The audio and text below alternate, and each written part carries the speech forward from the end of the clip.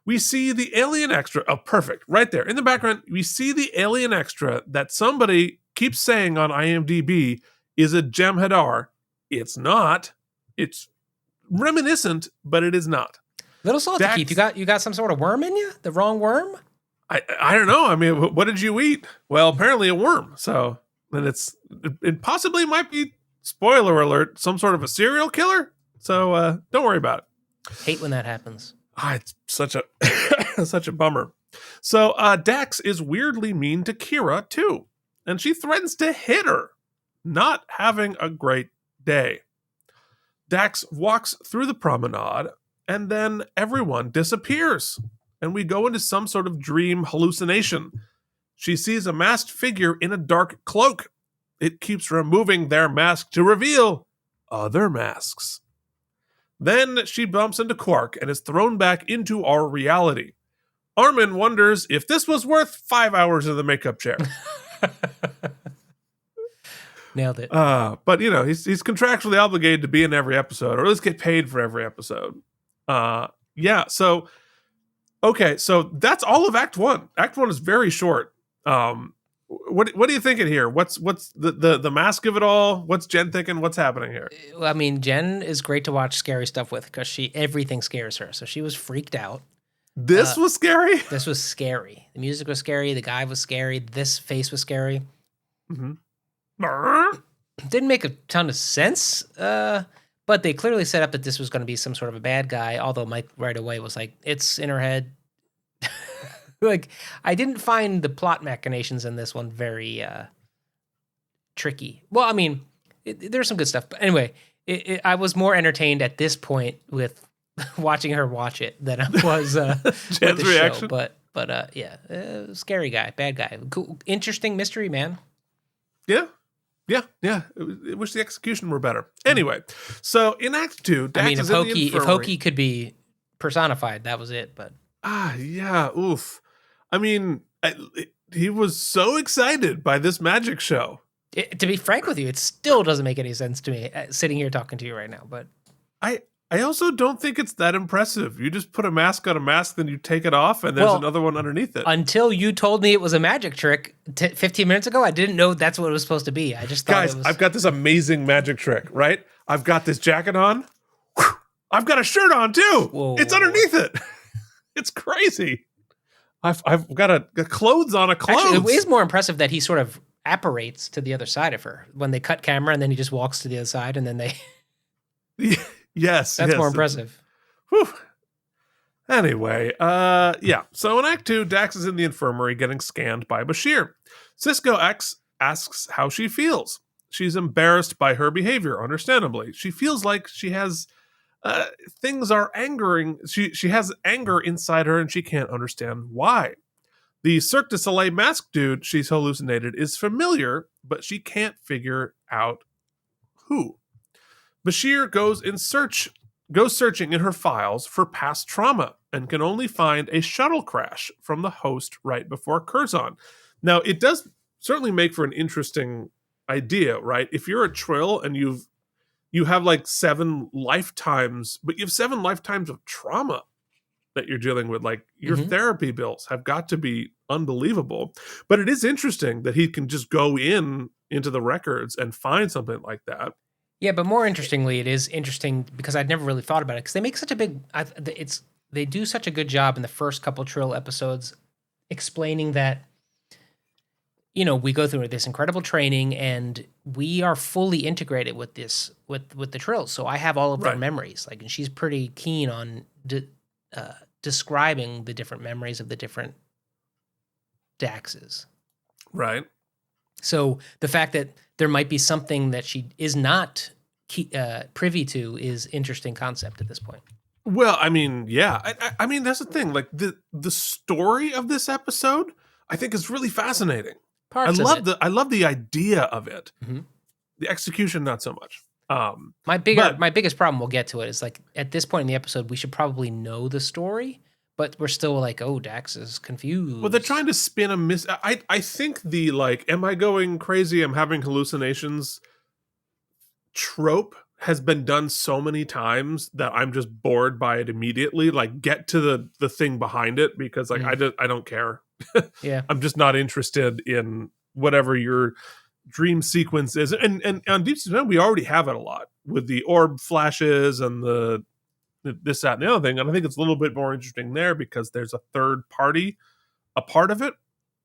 But anyway, so we find out about the shuttle crash, which happened to the host right before Curzon. So we find out that Curzon got Dax at the sort of in an emergency situation after a shuttle crash. Apparently, they literally sacrificed the previous host to save the symbiote because the symbiote's isoboramine levels were too low. Been there. So that certainly is an interesting wrinkle, that you're joined with this other creature, but as the host, you are a sort of a second class citizen. You are subservient to so Jadzia is below Dax legally in Trill society, because like she will be sacrificed to save Dax, which is pretty intense and kind of surprising, in the situation that I feel like the Federation would have a problem with that. Perhaps, but if it is true that if we believe that less than, I think, what was it, 6 and 1 in 10? I forget what the breakdown was. That the general concept is that so few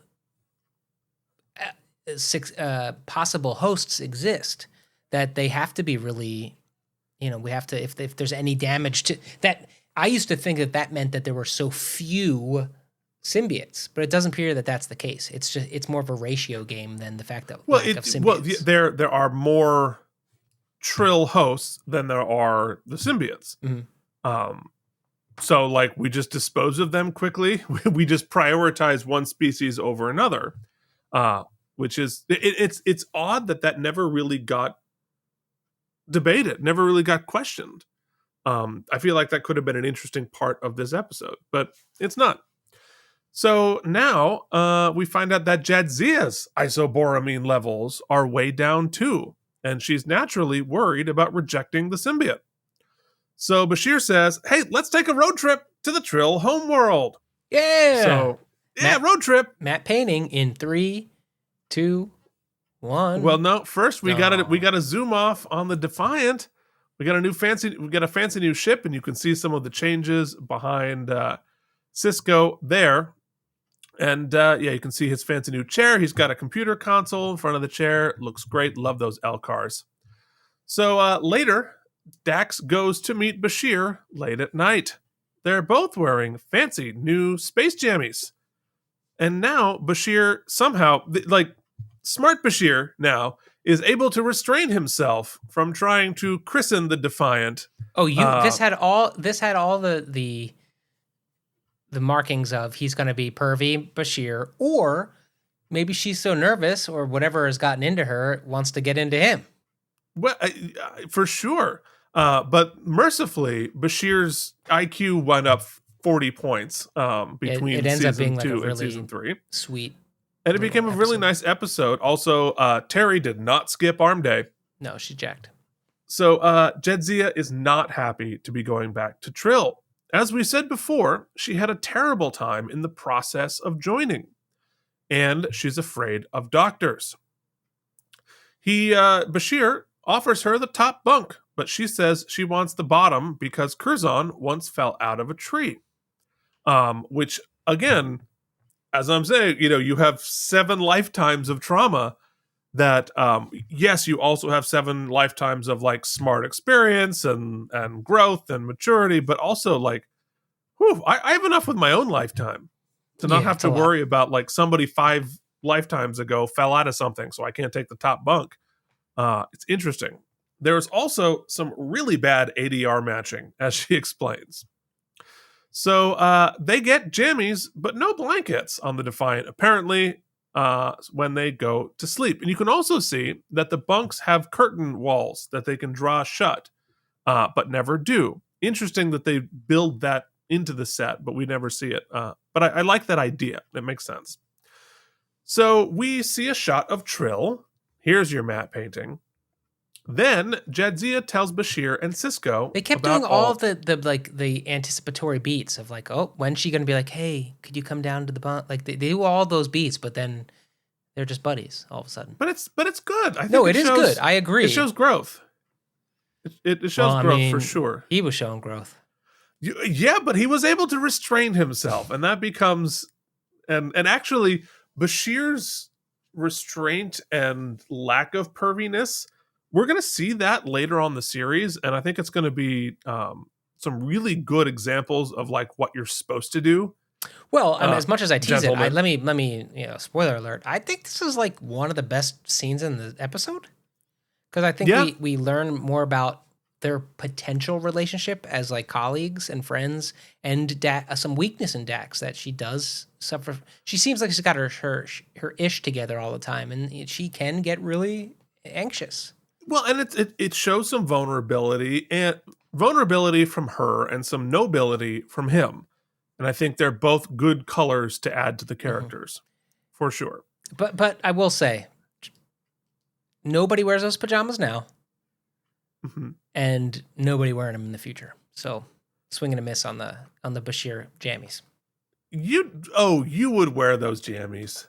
I don't like shirt jammies. I don't like shirts when I'm trying to sleep. You. Anyway. Sorry, buddy. Jesus. Oh, God, no. I don't know why that grossed me out. Yeah, I mean, like hard. I don't know. I had such a visceral reaction to that. I'll make sure when you if you crash here next week or this weekend to keep popping in, like, you need anything, Keith? I'm going to give you like a parka. You need a glass of water. You want the top bunker? You assured me you had a guest room, Mike. You want the top bunker? Why are you sleeping next to me? I'll sleep anywhere, but just please put on a couple of shirts. Do the reverse magic trick where you put one on top of another as opposed to remove it. Oh, hey, look, it's Trill. Yeah, where were we? So Jadzia continues to tell Bashir and Sisko about all the medical tests that she just had to go through. And the Trill doctor lady comes in and is excited about Jadzia being there. She reminds us that Jadzia is the only one to ever successfully reapply to be a host, and she's got a treatment that seems to be working. So they go back to the Defiant for Jadzia to rest. It's an odd place because the Defiant is so notorious. There's only like two things we know about the Defiant. One is it pew-pews really well, and two, it's wildly uncomfortable. So why would you want to be resting there as opposed to the beautiful planet? But we know that Jadzia has a traumatic relationship with Trill. We also get some more bad ADR. I wonder if Terry had a cold while they were filming this and had to go back in and replace it. But it's not mixed right. This is not Jim's fault. He was already working on Voyager at this point. Not his fault. So Dax heads to her bunk. And of course, she has another hallucination about the masked dude. Doesn't this look like the guy? Remember that show on Fox that was like the masked magician, and he would reveal the secrets? It's totally that guy. What if it were? Well, he'd probably be like, could you not put that in IMDb? Conspiracy theory. Ooh, shots fired. Conspiracy theory from our other show. Out of Practice Podcast. Listen wherever you get podcasts. If you want more of us just trying to figure out what a Trill fart's like. You thought this was long? Oh. Thought this was sloppy? Yeah. My goodness. So in her hallucination, she is grabbed by a couple of Trill dudes and she fights them before being woken up by Bashir. So we begin Act 3. So is Jen still scared? Yeah, always scared. Okay. So in Act 3, back on Trill, Jadzia's isoboramine levels are back up. Hooray! The doctor looks at a giant computer that looks like it might have been a leftover from the original series episode. They definitely had a weird old bad computer set somewhere that just has like one light. And they're like, just throw it on there. We'll save some money. Is that your computer doing Windows like alert sound? No, that's you, buddy. What's the alert? No, it's not. I'm not getting an alert. I just can't because I have the IEMs in. I couldn't tell if it was maybe outside. Oh. No, I think I'm Last night we were watching the show. Maybe you can hear it on Think. This woman starts screaming in the neighborhood like I'm being assaulted scream. Oh, yikes. And it did my due diligence, and I walked around the block to see if I could see who was Did you screaming. put a shirt on at least? No, hell no, I took that shirt off. I was just like, is there somebody in need of assistance? I guess I shouldn't be telling this comically. You did like the Philly, you just like throw off the shirt. Come at me, bro! We never found who was in distress. I hope they're okay. But Oof, I hope we did a whole bit on it. Oh, God. Cut to. Interesting. Yikes. I don't know how we got there. So, okay. So Jadzia is thinking about the hallucination she had. And she says that the Trill dudes who grabbed her were from the Symbiosis Commission, i.e. the people who determine who gets to be the Trill. And that's that weird old computer set. Mm-hmm. Like, that looks like it's from the 60s. It's not great. It's got to be a set. I think it's a set piece from Next Gen being reused, because that looks very much like, like season 1, season 2. They didn't have the L-cars on the alien stuff. So I bet somebody watching this will know what that's 100%. Because it feels out of place, and there's no way they would have built a new set piece like that and have it be that old-timey looking. So it's got to be a reuse of something. Then again, so sometimes they go to the eye doctor and they're like, "Oh, go and we'll meet you in room 3." And you go to room 3 and you're like, "This stuff looks ancient. Have we not paid you a gajillion dollars to like upgrade your tech?" Well, that's true. Although iTech, that's not true. iTech has changed a lot recently. But the one I went to last week actually was all. I didn't talk to a human being. The whole thing was robots, and then I talked to people on screens. It was all virtual. Really? Yeah, it was weird. You went to a robot eye doctor? Yeah, it was at Vision Works. Crazy. Oh my God! You know what the doctor said at the very end? She's like, "Have you noticed now that you're in your 40s, like that you're needing, even when you take your glasses off, you need readers?" And I was like, "No, actually," because my prescription didn't go down. She's like, "Oh, well, you will." That was exactly that delivery. And I was like, "Oh, you're definitely crashing and burning." Yeah, just so you know. Cool. Thanks. You're coming here because you have a problem. This will be the best it'll ever be. Yeah. I was like, what about LASIK? She's like, way too old for LASIK. She's like, just really? Yeah, because your eyes continue to deteriorate. She's like, if you got LASIK now, you'd have a good maybe 2-3 years, and then they. No kidding. And I was like, oh, okay, I guess that's it. So Keith, you're wearing glasses the rest of your life. Great. That's wonderful. So Jadzia says that the Trill dudes who chased her were from the Symbiosis Commission. And if I already said that, it's because I didn't remember, because we did a cut and now we're back in. Mm-hmm. And they were wearing uniforms from 100 years ago. Mike, right. You know what that is? That's a clue. But the Trill doctor dismisses it. Dax is still concerned. She wants to go talk to the Guardians. The Guardians are unjoined Trills who care for the symbiotes in goo ponds. Mm-hmm. So we head down to the cave set, where there are now a bunch of milky hot tubs. On Mike and Jen Watches on Patreon, Mike invents the word Trildo. And who says romance is dead? He also says sperm worms. So go to patreon.com/KNM and you can pay for your own discomfort. He played me a clip of that while we were stopped, and I'm uncomfortable still.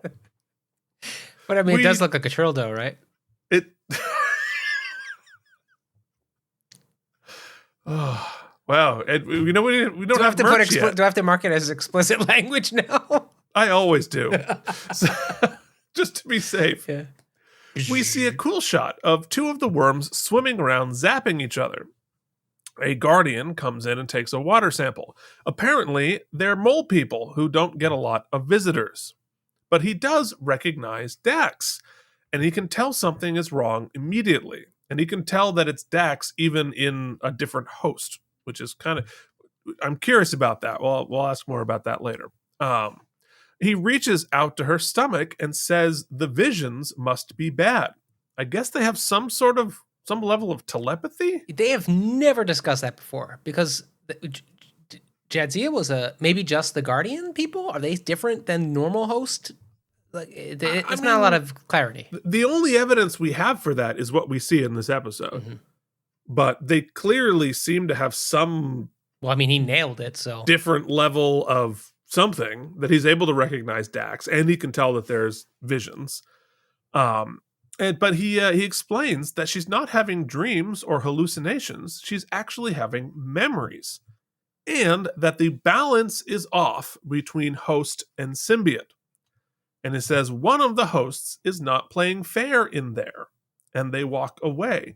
And which I think brings up an interesting thing about the previous hosts in the symbiote, because I guess there's got to be some level of the hosts who still have their own sort of thoughts and feelings. I guess some level of consciousness or sentience, right?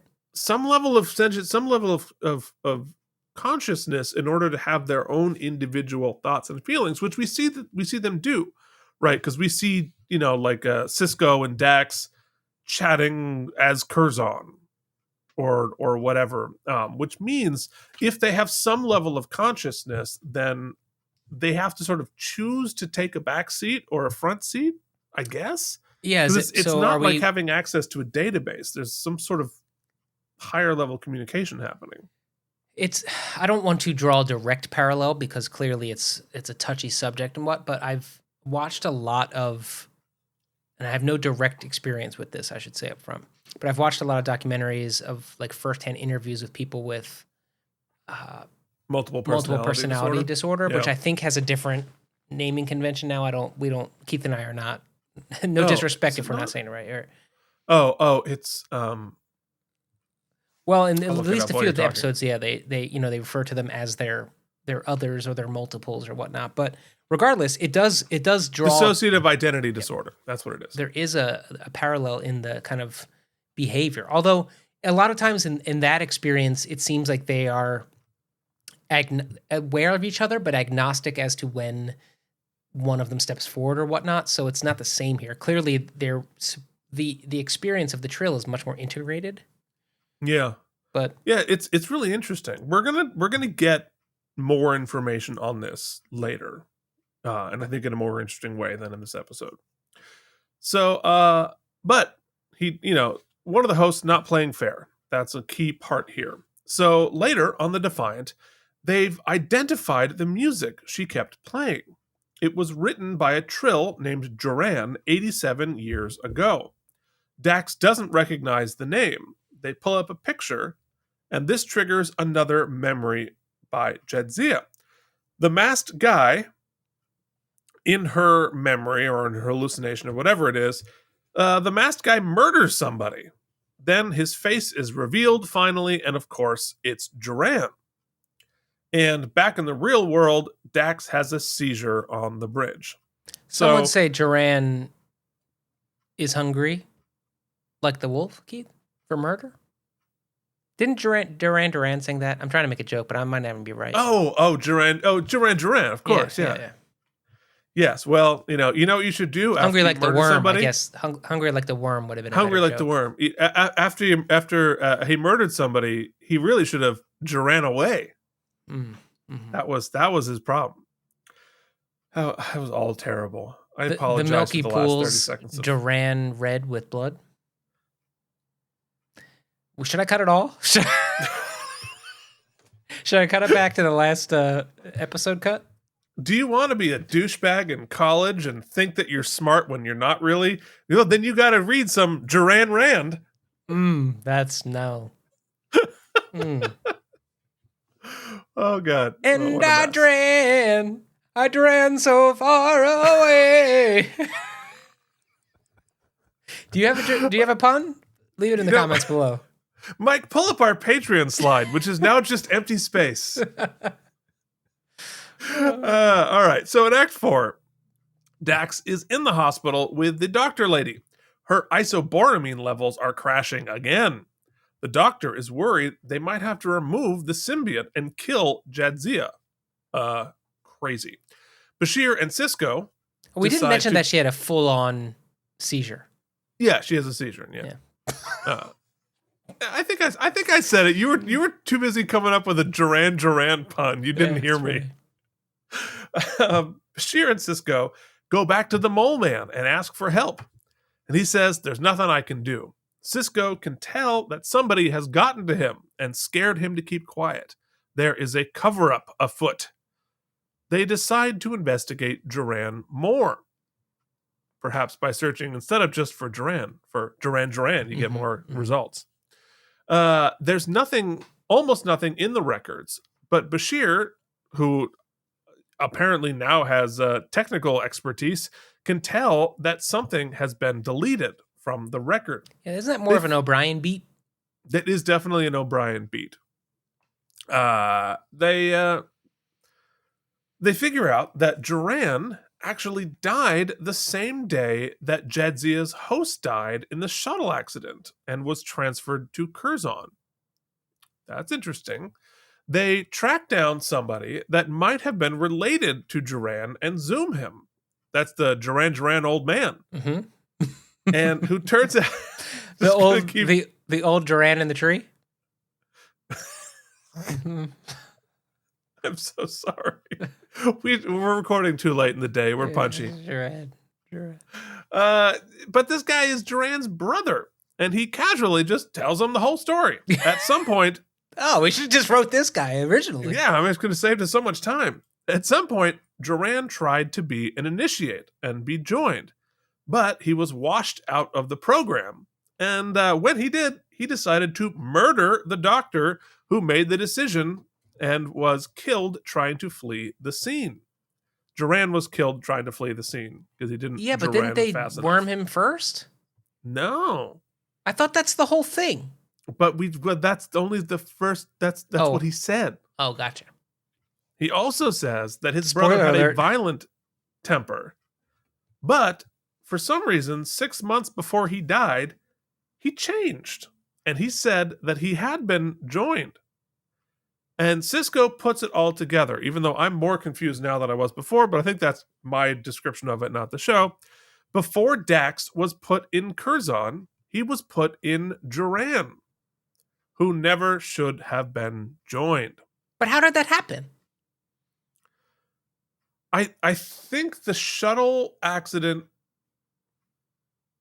It's a good question. Clearly he killed this... I don't think he killed this guy because he was mad he didn't get picked. I think he killed him and maybe like doctored the records and then was implanted, and then they were like, yo, he's not supposed to be in there. Or maybe he was implanted, then he went and killed the doctor to do the cover-up. The point of the story, Keith, is I don't think they told us properly.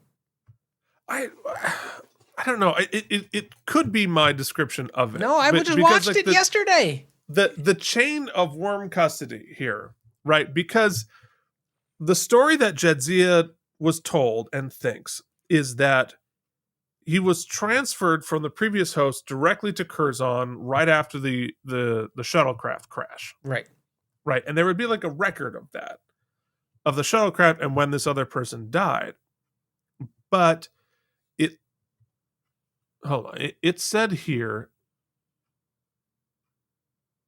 that, so that Duran was killed on the same day as the shuttle accident. Okay, so I think what they're trying to tell us is he was actually transferred to Duran earlier. Yeah, like 6 months earlier. And 6 months earlier. And so when they realized, I guess, in this case, was Dax in Duran when he murdered the guy? What I put together was that, so he falsifies, however he gets Duran put in him. It could have very well been it was they made a mistake. They picked the wrong person or whatnot. Right. I think that's, yeah. He went on the lam. So it took them 6 months to track him down, and then whatever happened, they either lied about the crash, or however they get it. They fabricated the crash. Or... They get her into Dax, but then they're like, yo, he was on the lam for 6 months. We tell them they're only going to live for 2 days if it's not right. So we clearly got to cover this up. Right. But it's not that the crash happened and he was the only Trill in the area. We got to just put him in somewhere for safekeeping, and he stayed there for 6 months. We don't know how he, what was the episode we watched where was another guy who was upset, and he was like, "Don't tell my girlfriend." Yeah. This is one where he stole Dax with John Glover. Yeah, a lot of this episode feels like a lot of other episodes too. Yes, of like dudes pissed off, and what's the other one it reminded me of? I can't remember, but yeah. Okay. Well, somebody smarter than us and 100% like Delusions at Noon, or somebody will explain it to us. Because we're children, we don't understand. But anyway, point is, Duran got the worm. Should not have been joined. Survived when he wasn't supposed to have survived. And they have covered it up. But they yada a lot of it anyway. Like regardless of the they don't spend a lot of time on it. It's a lot of yada yada. Right, because that's not the mystery of the chain of worm custody isn't what the story is about, but I'd like to be much more clear on that than I am. So Sisko and Bashir confront the Trill Doctor, who was about to take Dax out of Jadzia. Yeah, like what does her role in it have to do? Like what did she have to do with the scheme in the beginning? Well, I understand her part of the cover up. Yeah, she's part of the cover up, part of the Symbiosis Commission. And the Symbiosis Commission is the one that covered up the whole thing. We definitely knew she was quote unquote bad guy very early in the episode. Oh, immediately. Yeah. No, of course. Although I'd like to at least they make it somewhat gray. Like you understand her plight somewhat. Yeah. It's not like frothy bad guy. It's not crazy. But we find out that not only was Duran someone who never should have been given a symbiote because he was a murderer, but that they were also lying about how many Trills can be joined. Yeah, their whole society is pretty much built on it. The whole society is based on the idea that only 1 in 1,000 can be joined, but apparently that's not true. Oh, the other episode, sorry, before I forget, the other episode is the recent one where they go to the Cardassian Council sham trial, right? Right. The way they fix it all is by they discover some piece of information that would bring down the whole government's. Right. So they have to. I mean, there's a lot of corrupt policies. And it's a lot of sort of authoritarian thinking. The Trill is just a much friendlier authoritarian world than the Cardassians. My point is that these thoughts, some of these ideas have been better executed in other episodes. Yes. But the whole point of this is their society has been based on only 1 in 1,000 people can be joined, but apparently that's not true, and the cover-up is to hide that fact. Apparently, half of the Trill population is capable of being joined, but they hide it so they don't fight over the symbiotes, which has a logic to it. And Sisko says, if Jadzia dies, I'm spilling the beans. And she says, do you now understand why we must not reveal the truth? And Sisko just replies, so do you understand my terms? This is awesome Siskoing, because he also says, like, I ain't gonna tell nobody. I ain't care. I just want Jadzia back. Like, he ain't worrying about diplomacy on a grand scale like our boy Picard would be. No, but he certainly threatens to blow up their whole society. Like, I don't give a crap. Yeah. I'll blow you up if you don't, protect my buddy. I'm going to blow up your society. The Doctor says the only way to save Jadzia is to integrate Duran with the rest of the previous hosts, because part of the cover-up, they hid that host from the consciousness of Dax and of Jadzia. By implanting some sort of a thing. Yeah, by like doing some sort of a mind thing to like they did to Garak? Yeah, kind of like repressing the memory, right? Repressing the memory of this whole thing. And so, repressed memories, they got to come up somehow. And so they have to integrate it, which is, and she makes it seem like it could be very difficult. Yeah. So it's going to be painful and difficult. And there's a risk that Duran will take over.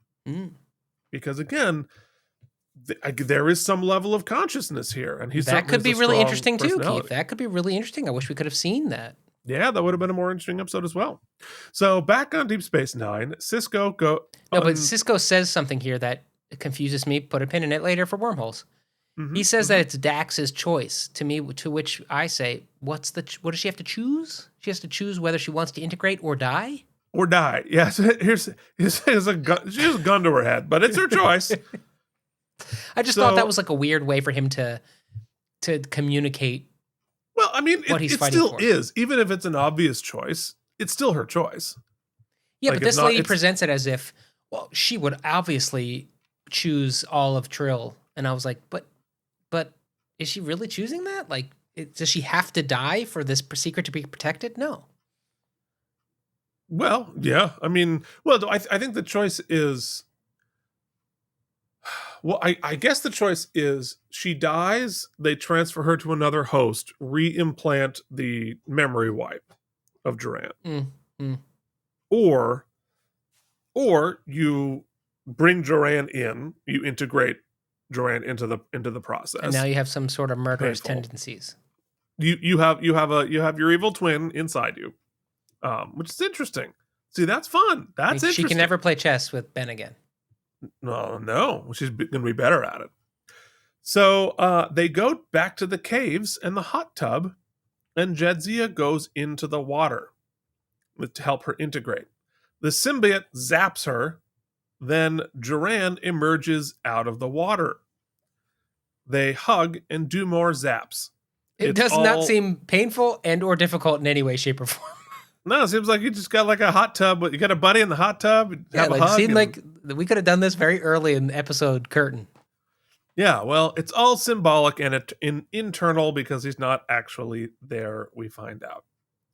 So, I mean, metaphorically, I love it. But, like metaphorically, you're, accepting the darkness within ourselves, right? We're embracing all parts of our personality, including parts that we're ashamed of, parts of, that are... That has been hidden dark and from mild, me like- by a nefarious government cover-up. Right. So, I get it. But anyway, so back on Deep Space Nine, Cisco goes to check on Dax. She says everyone is checking in on her and she just needs some time to sort things out. Fair. He leaves and she sits back down at the Casio she clearly stole from Jake because now she has a bad guy inside her, so she'll steal that kid's Casio and plays the tune.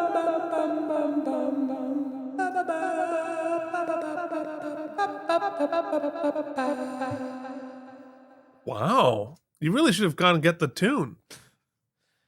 But yeah, Well, I don't have the thanks for keyboard still. that. Oh. Actually, I think it's Okay. my mom's basement. Fart. Okay, so wow. On that, let us you just have one thing in the vocab quiz. So get ready. And now it's time for Mike and Deglio's Star Trek Vocabulary Quiz. Okay. Mike, what is isoboramine? Oh, Keith, that's like this goo that surges through your veins if you're a Trill. And here's the thing, if it's low, that's bad. It's bad. And next up, what's a guardian? What is a Trill guardian? Oh, that's like a creeper who looks like Christopher Fitzgerald, who takes his Trildo and zaps the goo and takes care of your belly. Somewhere in the world, Christopher Fitzgerald is like, what the hell did I do to be made a part of that sentence? I just was good.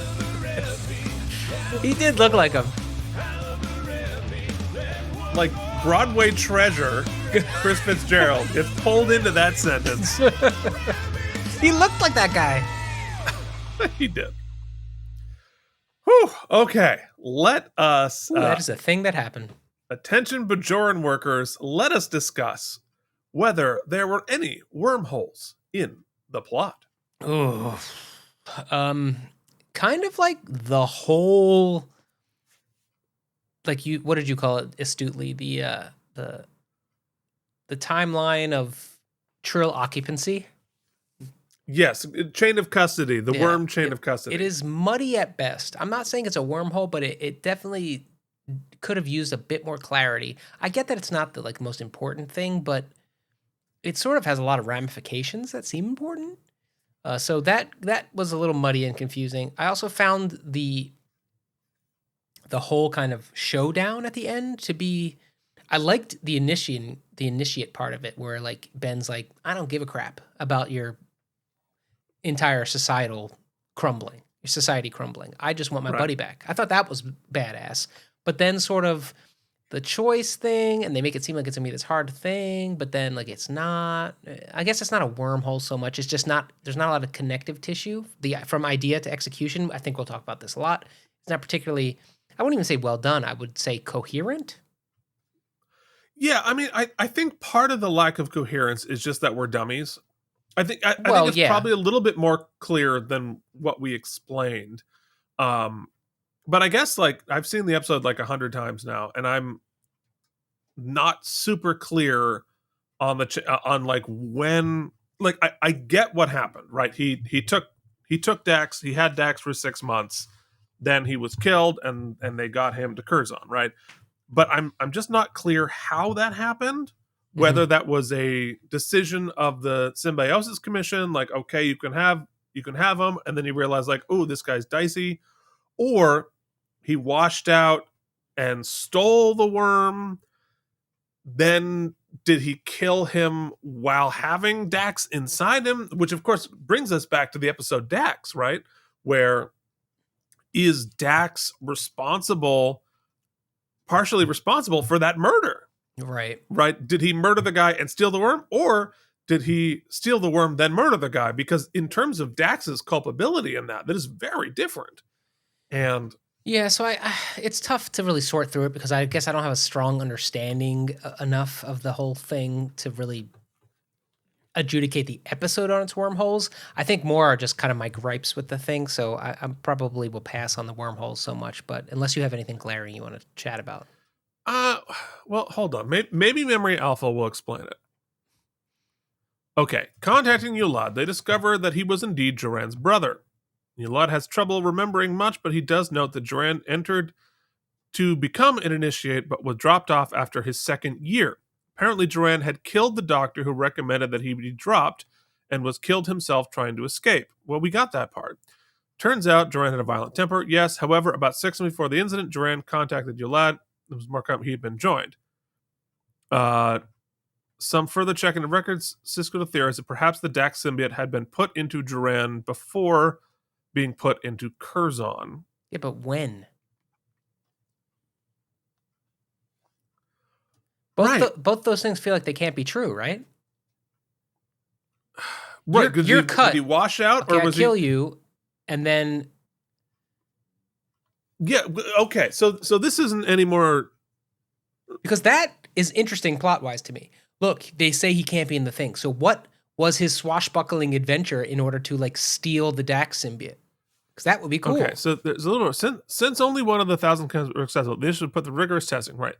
Since poor choices would result in the symbiote being rejected within 3 or 4 days, and thus both host and symbiote dying. However, Joran and Dax have been joined for well over 6 months, despite Joran being a poor candidate. The Symbiosis Commission wanted to hide this fact and put a memory block into Dax when it was transferred to Curzon. And are now that had to have happened before the murder. It had to have, because they never would have done it.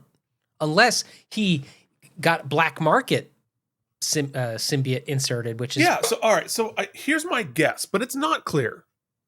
I think the Symbiosis Commission... made a mistake.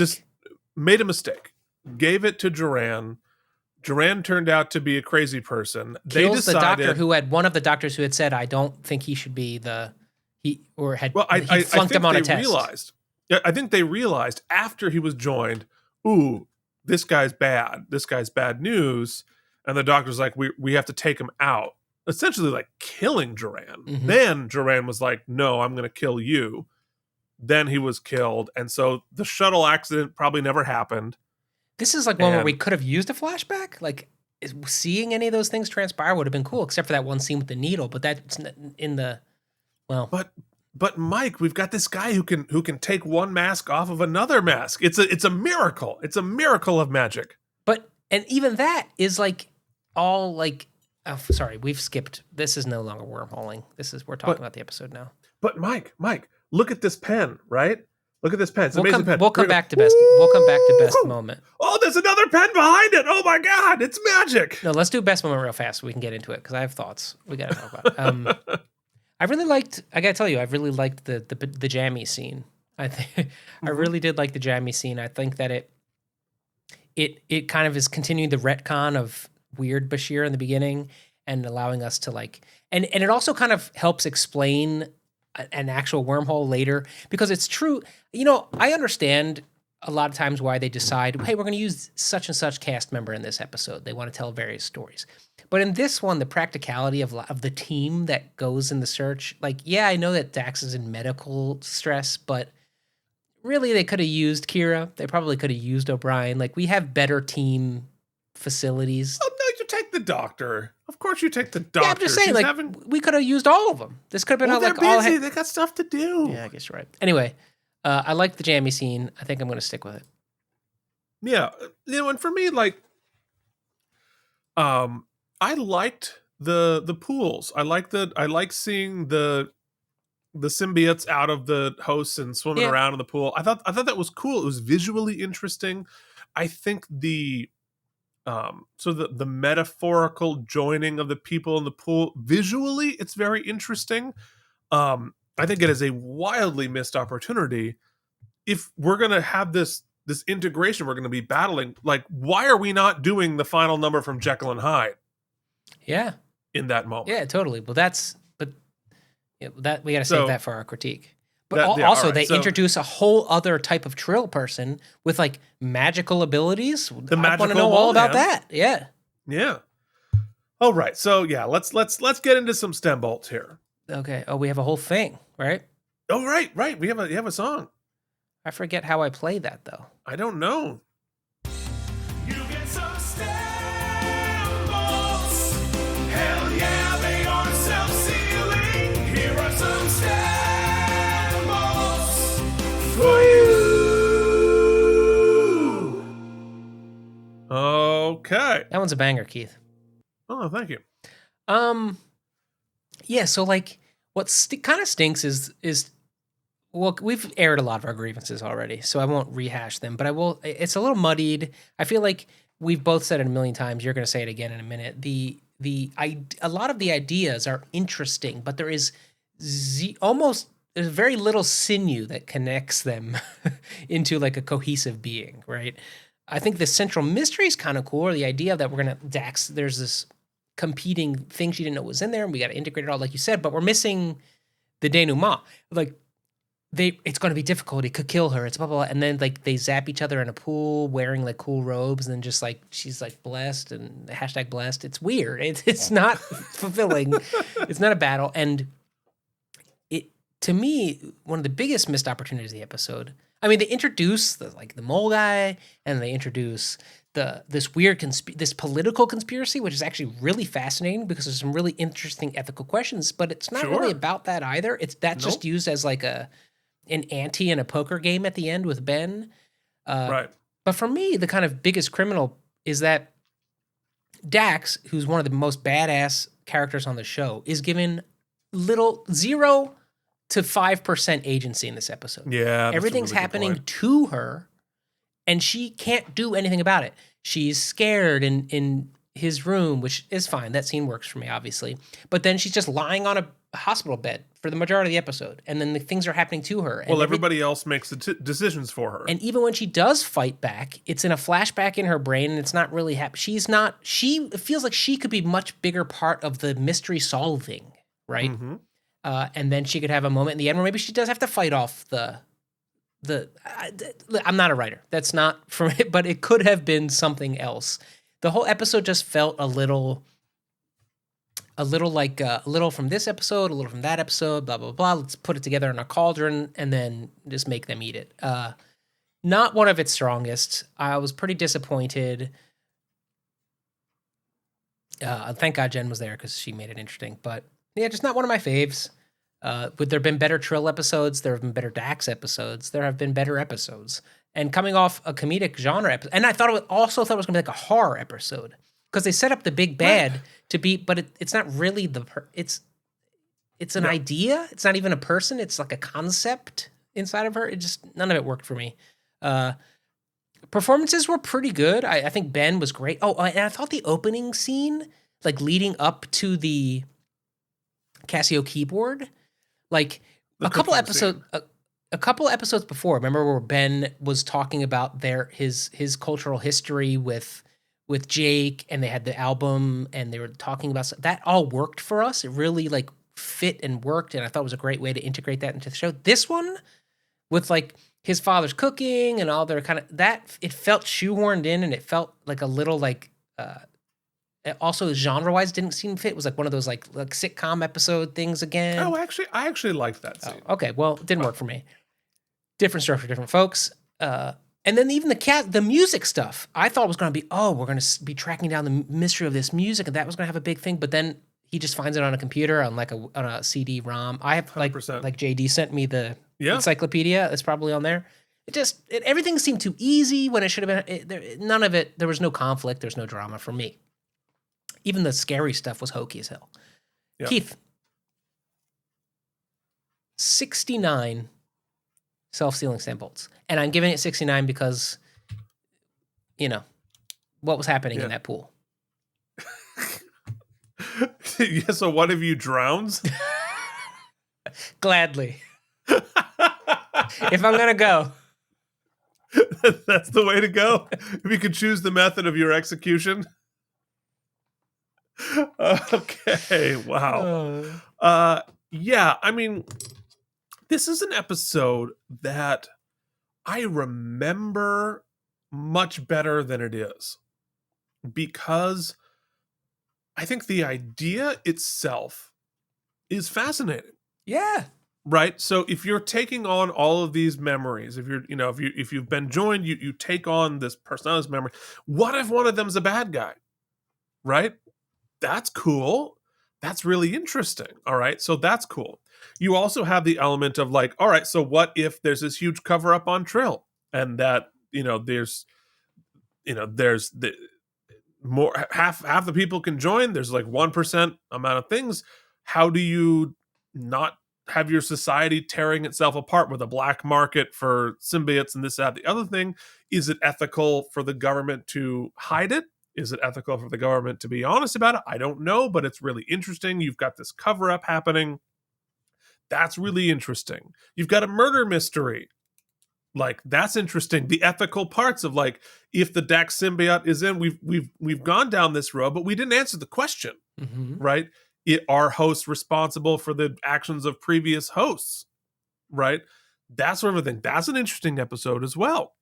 Right, you have the integration of your dark and good side, the battle of that, the Jekyll and Hyde of it all, as a metaphor for us wrestling with the darkness within ourselves. That's interesting too. You've got this musical mystery. I would love to have really pulled that apart. That would have been really interesting. That thematically, even the hallucinations thing could be interesting, right?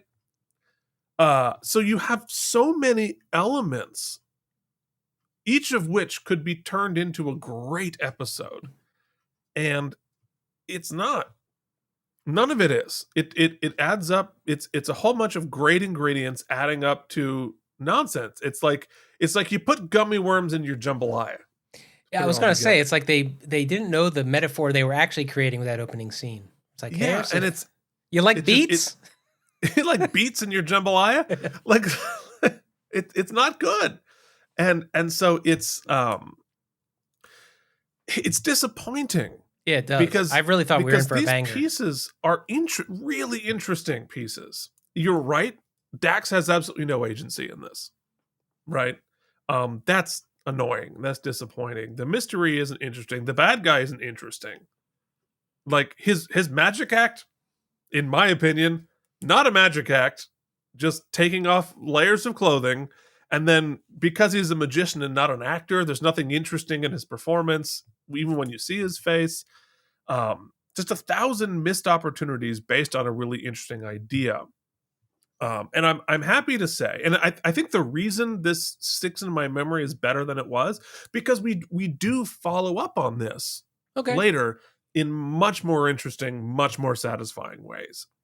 And so this is the genesis of things I like later.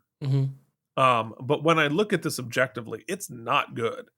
And it's a bummer. So I've actually talked myself down to 66 self-sealing stem bolts. Well, Keith, there's another mystery that we can discuss. This one I actually want to know the answer to. And the mystery is, does Jen not like anything? Okay. That is a great question. So let's find out. Let us. Jen. From the desk of the CEO. Chancellor. You know, go, honey. I got time to think about it before I talk to Keith tomorrow, but you don't get that option. Do you have this episode stuck in your head like a bad tune, or was it just meh for you? What do you think? I liked it. It was good. It was nice to see the Dax episode and see her show some vulnerability in that scene, in the Dr. Bashir scene with the bunks. Yeah, like you said, we haven't really gotten to see that so much, and I thought she did an excellent job. I love, as I'm getting to know the characters more, I love that they're all such good friends and they're like family. I really like how they fight for each other. So I'm going to give it a 91. Fantastic. Hell yeah, they are self-sealing. Here are some stamps for you. From Jen. I actually realized that the Stem Bolts bumper does deserve a second play there, because now they've been awarded. Yeah, so Jen loved it. I don't know what to tell you. I love everything. I love that so much. Do you know what I recognized on what? Well, I will say, I should admit, over coffee this morning, she goes, you know what? Thinking about it, I probably would have ranked it a little lower. I was like, well, you bring the average up, so it's probably good. I mean, that's the second best episode of the season by Jen's rankings. I love that since I gave her a microphone now. Do you recognize with the headphones and with her voice when she speaks into the microphone, she is that character from Sweaty Balls. 100%. Well, I was also thinking, like, our show does not deserve like the $1,000 worth of microphones you guys are using. Does not deserve that. Okay, so folks, the stem bolt debate for this episode, for Equilibrium, is not done yet because we need your ratings. So this has been like by far my favorite new addition to our show. So let us know in the comments what your ranking of this episode is. Me faster. You will not only help decide the average, but you'll pick a winner. Yeah. So definitely excited about that. So by all means, leave it. I'm excited every week. So if you're still here, why? But so check out our other shows. Look at My Star Trek Toys and K&M Geekly. You can find all of our social media stuff on the screen right now. If you're listening to the audio-only version, you can leave us a rating and a review. Be very grateful on whatever your service of choice is. If you haven't already liked and subscribed, please do so. I feel like you probably have. If you've done that, tell a friend. Tell another Deep Space Nine fan to come find us. We really enjoy doing this. We put a lot of work into it, and we're building a small but mighty audience, and we would love a medium but mighty audience. Medium yet still mighty. Medium yet still mighty. Send your trill farts to lookatmystartrektoys@gmail.com or Keith and Mike Entertainment @gmail.com. We will see you on Saturday with a new Toys, on Monday with a new Geekly, and maybe a Wednesday. live Geekly, Keith. Maybe not, not super live, but like potentially, you never know. Keith and I might inhabit the same space for Geekly this week. That's true. It's quite possible. Okay. So I don't even know how. Well, should I look? Will I look at you? No, we have to do it like you and Jen. Keith, let me tell you. This is not there's not enough room for the two of us right here. We'll have to sit on the couch and move the camera because Jen and I don't fit. So I don't know how we're gonna do it. No. In case you don't, just peek behind the curtain. Mike and Jen are small people. I am not a small person. Well, my chair is very large, though. Like, it occupies a lot of area. You're like sitting in your dad's chair. All right. Folks, thank you so much for watching. We'll see you back next week. Till then, this has been Keith and Mike Watch Deep Space Nine. Thank you for watching K&M Entertainment. If you enjoyed our particular brand of nonsense, please like and subscribe. Or become one of our patrons at patreon.com/KNM.